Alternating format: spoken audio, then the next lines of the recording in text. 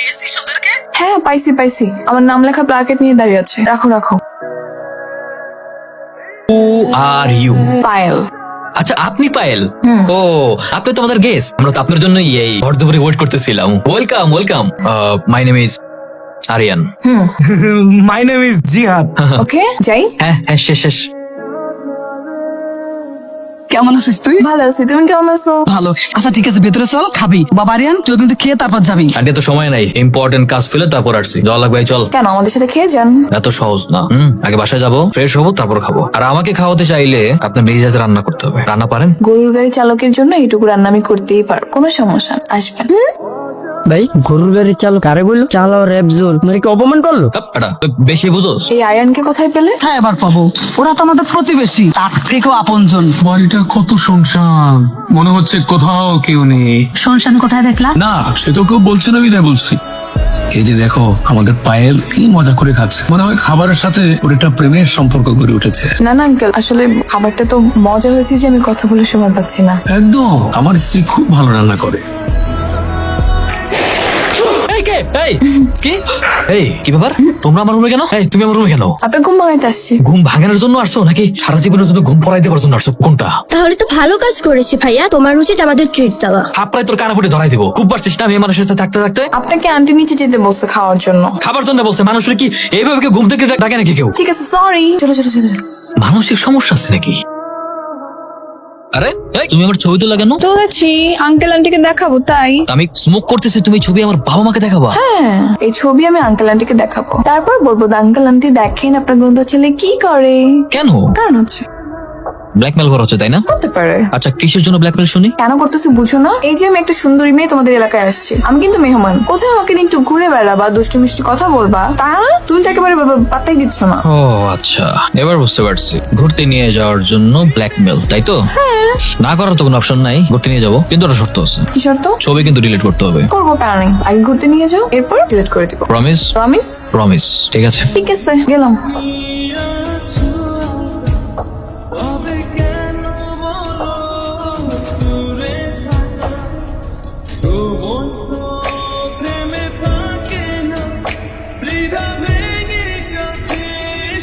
আপনারা কি এরকম অসভ্যতা করতেছেন কেন?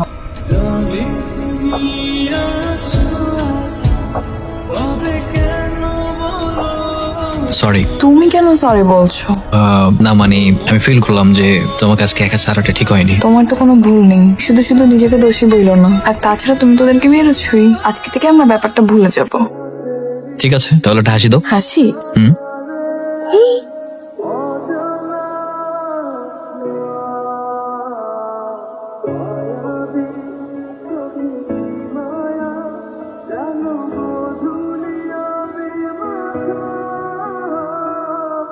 কিরে বন্ধু, তুই চিপে একা বয়ে রিসোস কে? আরিয়ান, কি কিছু বললি? ছাতার মাথা কইছি ধরে, কতক্ষণ ধরে ডাকতেছে বেটা ধরে, তুই শুনোস না? কেন যেন হুট করে পায়েলের কথা মনে পড়ে গেল। ওয়েট না? এই তো সেই দিন একসাথে চাটা খাইলাম, কত ফাইজলামি করলাম, একসাথে ছিলাম, আর আজকে স্ট্রেঞ্জ। আরে বন্ধু, পায়েল চলে গেছে, একদিন হয়ে গেছে, তুই এখন ওর কথা ভাইবা ওর ঘুরে পড়ে রইছস? বন্ধু সত্যি করে কত, তুই কি আবার প্রেমে টেমে পড়ছস নাকি পায়েলের? আরে হে, প্রেম কিনে জানি না, আমি ওটা কেন জানি পায়েল অনেক মিস করতেছি। সত্যি বন্ধু, যারা মিস করতেছস তাহলে দোস্ত, আমি তো ওখান থেকে চলে আসছি, কিন্তু মন তো এখন ওইখানেই পড়ে আছে। কি করবো বল না? আমি কি টেক্সট করবো নাকি কল দিব? আরে না, তুই কেন ওকে টেক্সট দিতে যাবি? কয়েকদিন ওয়েট কর, দেখবি ও তোকে টেক্সট দিবে, না হয় কল দিবে। তাই? ছেলে মানুষকে এত সহজে বুঝতে দেওয়া যাবে না, ওয়েট কর। ঠিক আছে, আমি ওয়েট করি। বাই। Okay bye. তুমি এখানে? হ্যাঁ, আমার কাছে আসতেই হলো। কেন আসছি সেটা তুমি ভালো মতোই জানো। আরিয়ান ভাইয়া। হেই, তুমি আমাকে চিনো কিভাবে? চিনবো না? পায়েল সারাদিন আপনার কথা এত বলে সারাদিন শুধু আরিয়ান করে। তাই? আমাকে নিয়ে অনেক কথা হয়েছে। ভাইয়া আপনি জানেন তো, শুনি ওর মুখে আপনার কথা, যে সেটা দিয়ে একটা উপন্যাস লেখা যাবে। না এরকম কিছুই না, ও একটু বাড়িয়ে বলতেছে। ভাইয়া একটু চুপটা বন্ধ করেন না। কেন? হ্যাঁ করেন না একটু। I love you.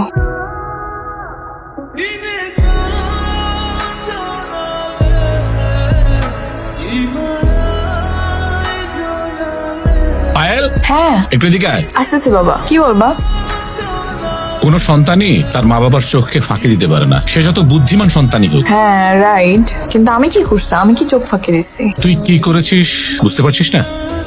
যদি বুঝতে না পারিস তাহলে আমি ধরে নেব আমার মেয়েটার মাথায় বুদ্ধি শুদ্ধিই হলো না। বুঝতে পেরেছি। না আমি আসলে আমি তোকে বলতাম কিন্তু ভয় পেয়েছিলাম আর কি। ভয়? আচ্ছা আমি কি তোর সকল কথা আমাকে বলার স্বাধীনতা তোকে দেইনি? হ্যাঁ দিছো। I sorry. This sorry is totally valueless. আমি ধরে নেব আমার কোনো সন্তানই নেই। বাবা ভয় পেয়েছিস? তুমি কি আমার সাথে ফান করতেছো? তাহলে কি করব? তুই ওই ছেলেটাকে ভালোবাসতে গিয়ে আমাকেই ভুলে গেলি? না এমন কিছু না। তুই কি ওই ছেলেটাকে সত্যি ভালোবাসিস? ওকে, তুই ওই ছেলের বাবা মাকে আসতে বল, আমি কথা বলবো। থ্যাংক ইউ বাবা।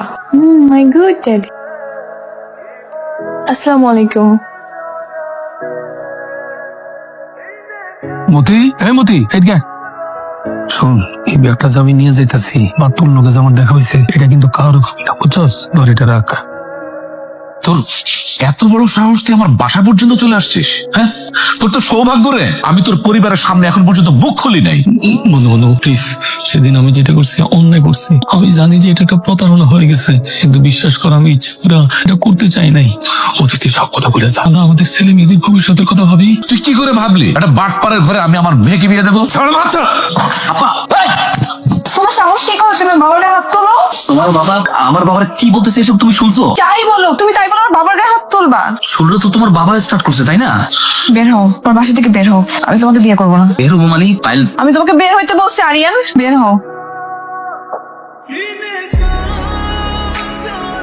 পায়েল, পায়েল প্লিজ আমার কথা শোনো। পায়েল, পায়েল আমি জানি আমি গতকাল যেটা করছি, গতকাল যেটা হয়েছে সেটার জন্য আমি লজ্জিত। আরিয়ান আমি তোমার কোনো কথা শুনতে চাই না। একদিনের মধ্যে কি সবকিছু শেষ হয়ে যাবে? পায়েল আমি তোমাকে ভালোবাসি।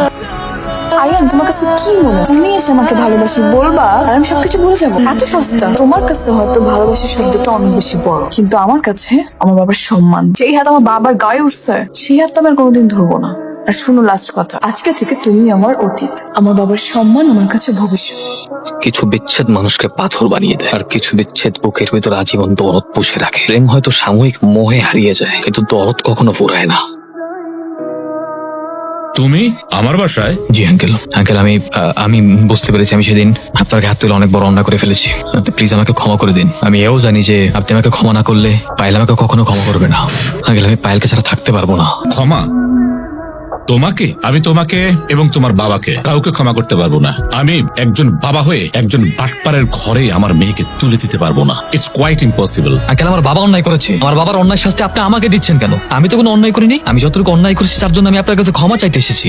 শুধু শুধু আপনি আমাকে আর পায়েলকে কেন কষ্ট দিচ্ছেন? ওয়েল দেখো ছেলে, তোমার বাবা আর আমি খুব ভালো বন্ধু ছিলাম। আমাদের খুব ইচ্ছে ছিল আমরা দুই বন্ধু একসাথে এই পৃথিবীর পথে অনেক দূর হাঁটবো। আমাদের ইচ্ছে ছিল আমরা যদি কখনো উপরে উঠি একসাথে উঠবো, যদি কখনো তলিয়ে যাই একসাথে তলিয়ে যাব। সেই ভাবনা থেকে তোমার বাবার সাথে আমার ব্যবসা শুরু। অথচ কিছুদিন যেতে না যেতেই তোমার বাবা আমার সর্বস্ব লুট করে নিয়ে যায়, আমার সাথে বাটপারি করে। আমি হয়ে যাই পথের ফকির, শেষ হয়ে যায় আমার সবকিছু। আমার এই নিঃসঙ্গতা, আমার এই শূন্য হয়ে যাওয়া মানসিক ভাবে আমার স্ত্রী মেনে নিতে পারেনি। আমার স্ত্রী আত্মহত্যা করেছে, চলে গেছে এই পৃথিবী থেকে। এর সবকিছু ঘটেছে তোমার বাবার কারণে। তাই তুমি বলো আমি একজন বাবা হয়ে তোমাদের পরিবারে আমার মেয়েকে কি করে তুলে দেই? দুনিয়া উল্টে গেলেও এটা সম্ভব নয়। এই যে কথাটা তুমি যত তাড়াতাড়ি বুঝবে তত তোমার জন্য মঙ্গল।